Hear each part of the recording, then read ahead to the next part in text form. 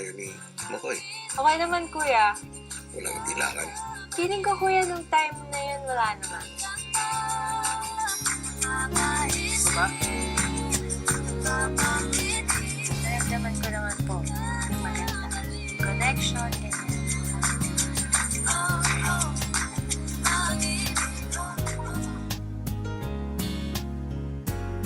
Parang naramdaman ko na iwas na siya after nun.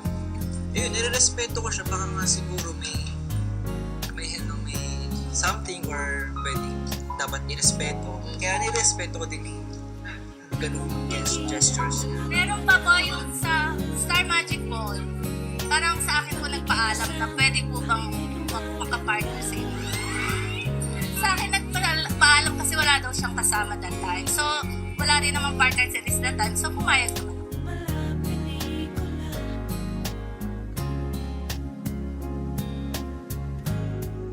Ikaw nga ba si Mr. Right? Ikaw nga ba love of my life? Di na nga, okay na nga. Kaya ka na dun. Ikaw nga ba si Mr. Right? Alalayan mo kita? Ikaw nga ba love of my life? Ikaw nga ba Sobrang ingat na ingat ako pagka kausap ko siya. Describe the next man you'll fall in love with. Someone na may pagmamalaki ako. Pinagmamalaki ka ba? Tapos nakilala ko si Elise.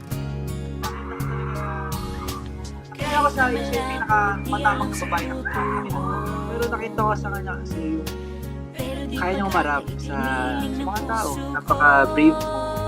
Yun, nakaka-proud. Proud kami sa nakita ko kung paano ka umarap sa mga pagsubok. Masabi ko may pagmamalaki at bilang kaibigan.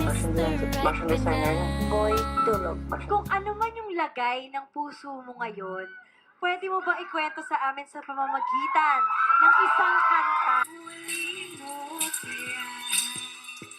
pagsulyap sa'yo kahit na hindi naman ako ang iyong kaharap ko, chinito.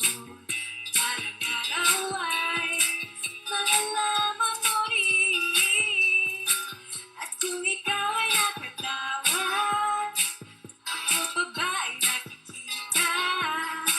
Nalilimutan ko ang itsura ko kapag kausap na ikaw. Sana naman ako'y pakinggan at nang ikaw ay malinawan, dahil nabihag mo ang aking paningin at damdamin. Chinito, chinito. Isa bang chinito ang nagpapasaya sa'yo ngayon? Well.